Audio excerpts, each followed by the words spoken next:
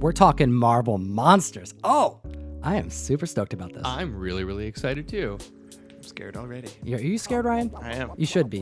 But before I tell you why you should be scared, Comic Fam, I got to tell you about our sponsor of the show, Key Collector Comics. This is the first comic book collecting app that exclusively focuses on key moments and then prioritizes that in a convenient way for your consumption so you know what to look for when you're on the hunt. And Russ, why are we talking about Marvel Monsters today? Thanks to our e-collector app, I got a notification today letting me know that Jeff Loeb had an interview with Deadline Magazine, and they talked about all of the potential Marvel monsters coming up in the Marvel movie universe. Ooh, we got some comic books to discuss. So hit that subscribe button. We make a lot of comic book themed content, talk about a lot of comic books, and we want you here for the ride. Let's jump into this list at number 10. Got to do a giveaway first. We got some winners. Oh, we do have to do a giveaway. What are we giving away, Ryan? Pump your brakes, Tom. We got Amazing Spider-Man 375. It's going to Zooks 808. Oh. Amazing Spider-Man 365 is going to Matthew Donovan. They're Ooh, both that's right. signed by Randy Emberlin. Both signed by These are Randy giveaways Emberlin. from the interview. So good. The video that you had, the interview with Randy Emberlin. So these are going out to you fine folks. Oh, that's right. And we do have a giveaway for this video later on. But before we get to that, what do we got at number 10? Number 10, first appearance of Frankencastle in Punisher number 11 from 2010. This book is going for $15. This is a really fun, like, zombie take on Frank Castle. Mm-hmm. Frank Castle, who dies in this run, but he has to be brought back. Well, for one, because he's Frank Castle and he can't die, but two, because the military needs him to fight some bad guys. So they piece him back together and make Frankencastle. And just for an added layer of zombie goodness, there is a second print variant done by Tony Moore of Walking Dead fame, and that one's also going for about $15 right now. Now, I don't expect to see Frankencastle in the MCU Probably anytime not. soon. It would be really cool. Like a really cool kind of, like they're doing the What If cartoon. This kind of feels like it'd be like a pretty interesting left field cartoon to do. You never know, but I Right? think this deserves to be on the list just because it exists. Yes. All right, what do we got at number 9? Now, this one is more of a sure bet. We actually have notification that a Satana TV show is slated for Hulu. Now, Satana is the daughter of Satan, and her brother, Damian Hellstorm, well, they're going to have a show where the two of them get together and they have a complicated dynamic as they track down people terrorizing the worst of humanity, each with their own attitude and skills. Whatever this selling byline is, I don't know. It's kind of crazy to see the devil's children, even though they retconned a little bit. Now, she's going to be called Anna in the show because Satana is a little bit too much. Her first appearance is in Vampire Tales number 2, and you can get a raw copy of that for about $100, and that ranges anywhere from a 5.0 to an 8.0. Now, one of these you may have actually seen her in before is Marvel Preview number 7. That's right. This is one of the later appearances of her, but she's on the cover looking so fine. Oh, yeah. But this is a key book for another reason. This is the first appearance of Rocket Raccoon. Near mint, this book goes for like $750. You can get it lower grade for like $200 to $300. Oh, totally. And again, people are not buying this for the Fantastic Satana cover. They're absolutely buying it for Rocket Raccoon. Now, since you heard the name Damien, you know that her brother, the son of Satan, is supposed to be in this show as well. dude. Marvel Spotlight 12 is his first appearance, and it's super affordable. You can still pick these up in the $20 to $30 mid-grade. That's right. And we've sent a lot of those in the mystery mail We call. absolutely have. Yeah, we were specking a while back for this because I've been waiting for like the cult to hit I knew it. the I knew internet. you were going to say that. You knew it. This is not. I am not going to be watching this show. This is way too This is all me. supernatural for me. Sabrina Yeah, this hit is- and worked for Netflix. I mean, True. honestly, it's the type of thing where it's a little bit more acceptable subject matter because we're not necessarily skirting the line with how dark can it get. It's really just spooky. This next one on the list is a long-term spec for a lot of people. A lot of our friends have been hunting this book my down God, for the last yes. few years. What do we got at number 8, Ryan? Number 8, Silver Surfer. Number 3, first appearance of Mephisto. Your favorite. He's pretty cool. He's actually super dope. He's grown on me. I really didn't have much exposure to him until we did our whole Infinity Gauntlet Thanos enormous Saga. saga of a project that took all last year. But yeah, Mephisto is pretty badass. Mm-hmm. I can see this character being an antagonist, and that's the rumor, that's the spec, that this is someone who's going to be playing a role in this like Hulu supernatural event that they're trying to bring to applications so we can watch it at home. And he's so versatile too. He appears in so many different comics. So it makes sense that he could be set up as like a kind of a Nick Fury, Samuel Jackson kind of character who can appear in a bunch of different people's shows. What's this book going for? And this book seems affordable because you can get a VG for about $100. A 9.2 went for $1,600 just a couple weeks ago. But you know what? There's that great Mephisto miniseries where he shows up with a Fantastic Four and the Avengers. It's a 4-part miniseries from the late 80s, early 90s, and that is really affordable. That's definitely dollar bin fodder. I've actually got that. That's exciting. Nice. I never have any of this stuff.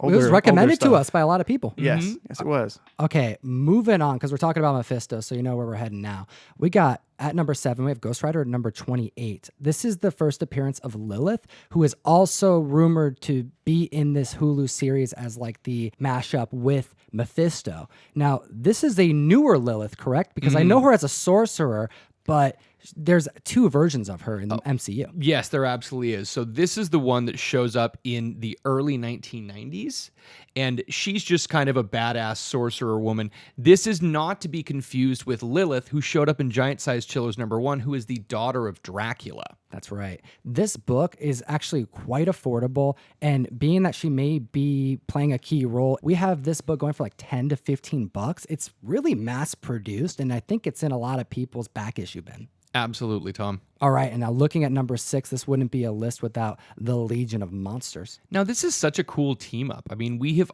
talked about Morbius before. We have talked about Ghost Rider before. Obviously, we've talked about, all of these characters have been mentioned, but the first time this team got together with Ghost Rider, Man-Thing, Morbius, and Werewolf by Night is Marvel Premiere number 28. A very fine near mint can be had for about $50, which is surprisingly affordable for this. I've been waiting for a while for this book to spike. I know TiVo at Lords of the Long Box is stocking up on this book, and it's such a cool one too. You have all these characters on the cover. It's kind of hard to find in high grade, and when you do, you're going to be in for a pretty penny, because this is a book that goes for quite a bit more.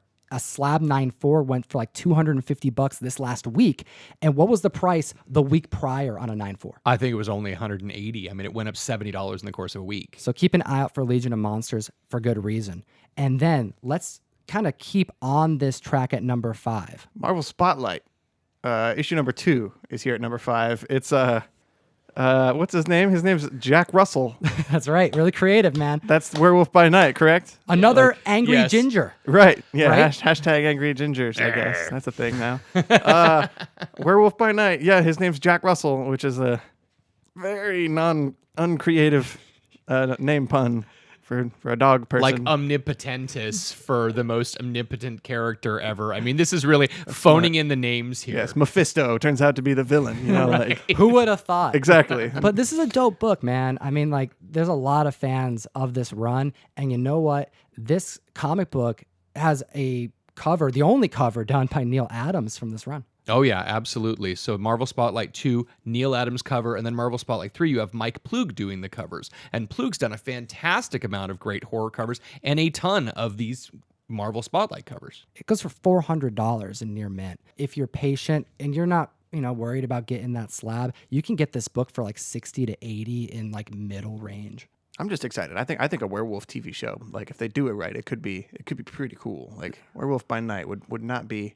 It fits, right? Right. It's an easy one to incorporate. And what's really dope about this character is that he wasn't like, this isn't a traditional got bit by a werewolf in the Yeah. moonlight type thing. Yeah, Right. This is a hereditary thing. His father, who he's never met. Hereditary. I know, There right? we go. All right, dropping hereditary. There we Shout go. out Paimon. All right, let's move on to number 4 on the list, because I actually saw my first copy of this in my entire life. John Hill, shout out Hills of Comics, got one at San Diego Comic-Con. This is such a cool one. Now, Savage Tales Magazine #1. This is the first appearance of Man-Thing. Now, something really interesting about Man-Thing is that Jerry Conway is the co-creator of Man-Thing. Jerry Conway happened to be roommates with Len Wein, who was co-creator of Swamp Thing. Len Wein's wife, Glynis Wein, helped do inks for Man-Thing. So this is all together. And they both just stole Roy Thomas's The Heap anyway. Right. I knew that. You did. I did. Oh, you know now. Jeff knew that right. they totally stole. It's a golden age. So guy. did Ryan. Dude, Ryan, yeah, Russ is right on this one, bro. Swamp Thing, Man-Thing, they got nothing on the Heap. He's been around since the early 40s in the golden age. Even Jim Steranko said he's one of the most fantastic and original characters ever created in the history of comics. He's legit. He took over the title that he was even just being spotlighted in which I think was Air Fighters #3. Know your gold. Man-Thing is kind of this cool character, and he ended up being an Adventure of Fear, which is a very horror-based character. Later in Adventure of Fear, you have Howard the Duck that shows up, which is kind of why Howard the Duck keeps up showing up in the MCU. And That's right. This book is actually fairly priced. 7.5s are going for about $200. This is actually the second Conan story, is it not? Mm-hmm. And cover done by Buscema.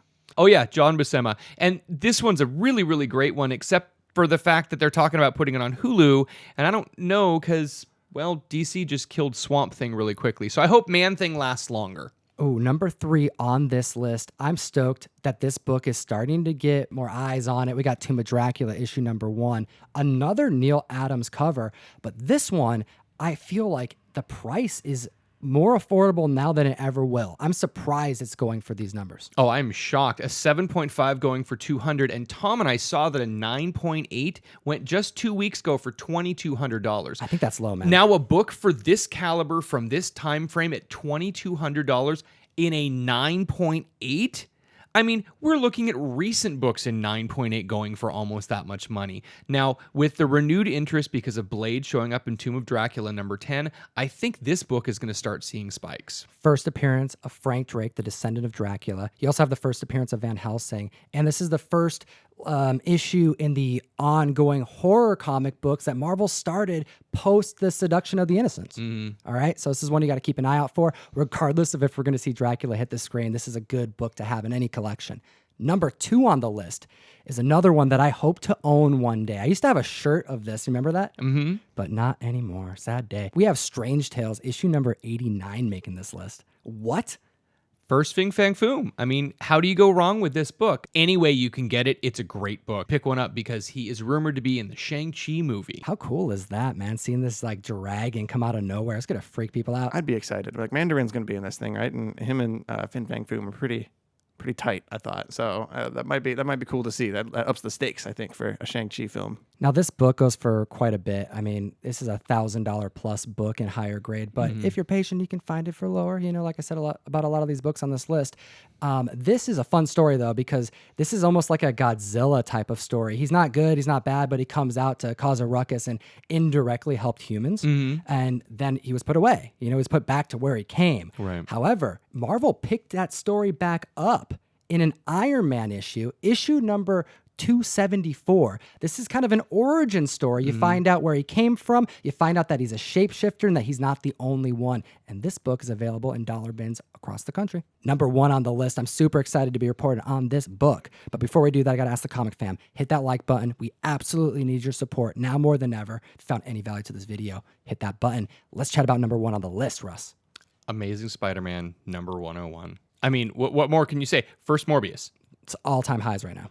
Absolutely. And we've been seeing this spike over the course of the last year. It seems every time I look at this book, it's going up again and again and again. I'm excited to see Jared Leto take this role on, as any follower of our show should know. I'm a diehard fan of that man. And I think that a dark vampire type of mood to a movie is what the MCU needs. And we have all these other characters that are being slated to hit the screen that are just going to go so well. I'm excited. There's going to be it's like a whole new kind of era for the Marvel Cinematic Universe moving forward. ASM 101 seeing huge spikes. I'm going to report on a 7.5 hitting $550. I'm also going to report on a 9.4 hitting $2,500. This is a book in high grade that would routinely sit on dealers' walls at every Comic-Con that I go to up until recently. They're starting to move now. Well, those prices may seem high, but we happen to have a second print of ASM 101. These are going for about $30 on eBay right now, and we have one to give away. If you like, subscribe, comment down below, and let us know what's your favorite monster on this list. If you like these books, you should probably go check out the Key Collector app. There's a whole category on there called Marvel Monsters, and you'll find quite a few more books than we talked about today, too. It's a big list. Use code TOM101 to get a free week subscription of the best comic book app on the internet. And hit the subscribe button before you leave. We do make so much content. You're going to miss it if you don't hit the bell. I don't know what you're doing if you haven't. We got so many more comic books to discuss. And as always, Geek responsibly. Enough said. Thanks so much for watching the video. The Mystery Mail Call, our comic book subscription service, the deadline to sign up every single month is what day, Russ?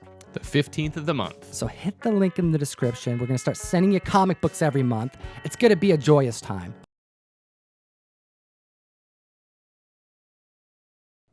I don't like joyous.